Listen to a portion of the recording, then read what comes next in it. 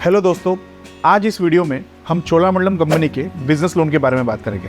हम जानेंगे कि चोलामंडलम से अगर बिजनेस लोन आपको लेना है तो उसके लिए क्या क्या डॉक्यूमेंट्स लगते हैं, क्या रेट ऑफ इंटरेस्ट आपको मिल सकता है, क्या एलिजिबिलिटी क्राइटेरिया होगा जिसके बेसिस पे आपको चोलामंडलम लोन देगा, और साथ में आपको क्या क्या चार्जेस लग सकते हैं।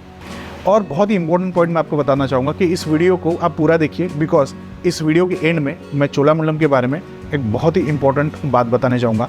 तो चलिए इस वीडियो को जल्दी से शुरू करते हैं। तो सबसे पहले बात करते हैं बिजनेस लोन लेते समय लगने वाले डॉक्यूमेंट्स के बारे में। अगर आपकी फर्म प्रोप्राइटरशिप है तो उसको लगने वाले डॉक्यूमेंट्स है पैन कार्ड और आधार कार्ड ऑफ अप्लीकेंट एंड कोप्लीकेंट, साथ में फर्म का गुमास्ता, जीएसटी सर्टिफिकेट इफ अप्लीकेबल, और आपको उद्यम सर्टिफिकेट भी लगेगा।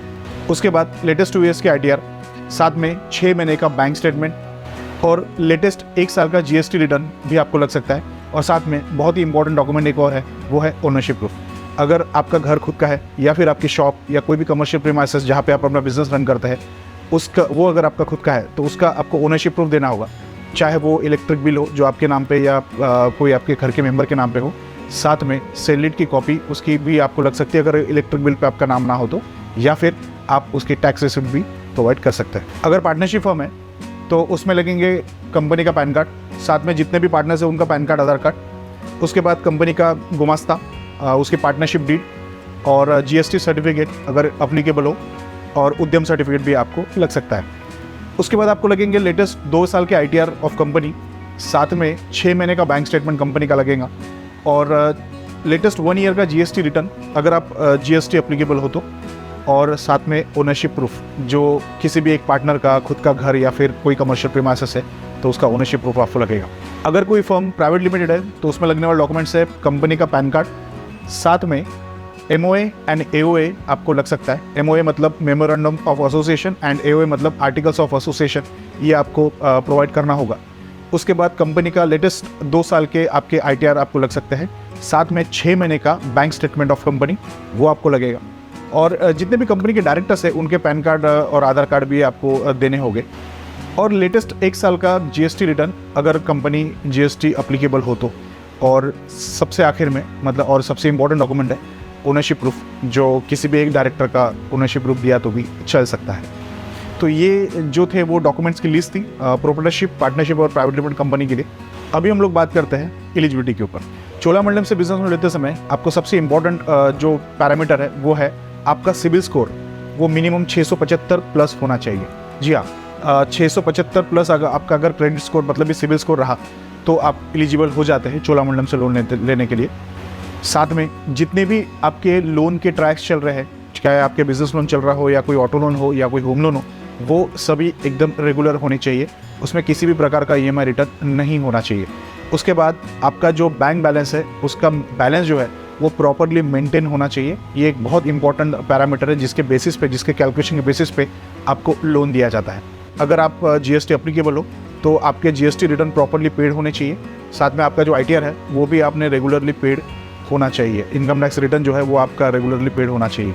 आपका लास्ट 6 मंथ में कोई भी आपके लोन का ईएमआई रिटर्न नहीं होना चाहिए। अगर उसके पहले का एक आध ईएमआई रिटर्न रहा तो एक्सेप्टेबल होगा, लेकिन लास्ट 6 मंथ्स में किसी भी प्रकार का कोई ईएमआई रिटर्न नहीं होना चाहिए।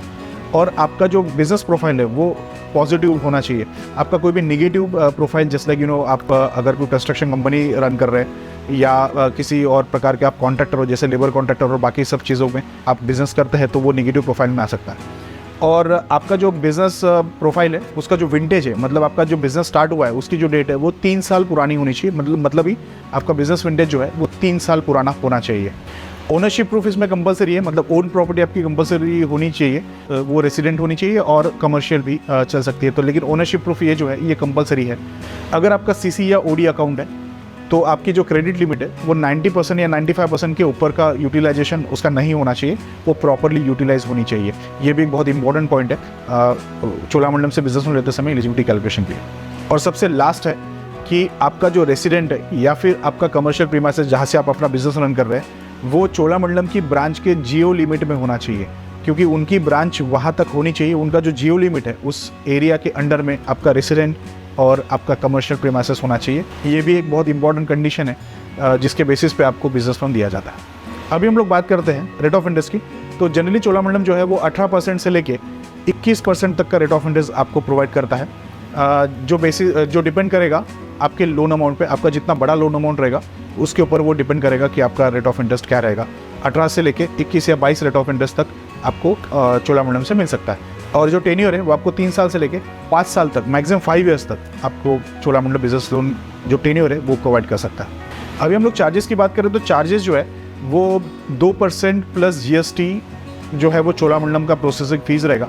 उसके बाद जो इंश्योरेंस है वो loan cover insurance at least 1 to 2% के आसपास का लग सकता है। ये बेसिक चोलामंडलम बिजनेस लोन के चार्जेस है, जिसका आप ज़रूर ख्याल रखिए। और एक इम्पॉर्टेंट पॉइंट मैं चोलामंडलम के बारे में आपको बताना चाहूँगा, जो मैंने इस वीडियो की शुरुआत में कहा था कि इस वीडियो के अंत में मैं चोलामंडलम के बारे में बहुत ही इंपॉर्टेंट पॉइंट बताऊंगा। वो ये है कि चोलामंडलम जो है वो टर्म लोन के साथ साथ ओवरड्राफ्ट फैसिलिटी भी प्रोवाइड करता है। ये ड्रॉप लाइन फैसिलिटी होती है जो एटलीस्ट 5 ईयर्स तक, मैक्सिमम 5 ईयर्स तक मिल सकती है। और जिस तरीके की बजाज की जो ड्रॉप लाइन फैसिलिटी है जो 4 साल के लिए होती है, उसी तरीके की ये ड्रॉप लाइन फैसिलिटी। इसके जो चार्जेस है वो लगभग सेम है, लेकिन जो रेट ऑफ इंटरेस्ट है वो टर्म लोन के मुकाबले 1% जो है वो हायर आपको मिल सकता है। मतलब अगर आप टर्म लोन लेते हैं और उसमें अगर 18% का आपका रेट ऑफ इंटरेस्ट लगता है तो ओवरड्राफ्ट में वो 19% रिड्यूसिंग एनुअल तक जा सकता है। तो इस चीज़ का आप ज़रूर ख्याल रखिए। ये बहुत ही इंपॉर्टेंट फैसिलिटी जो है वो चोलामंडलम प्रोवाइड करता है। तो ये कुछ इंपॉर्टेंट बातें थी जो चोलामंडलम के बिजनेस लोन के बारे में मैंने इस वीडियो में बताने की कोशिश की।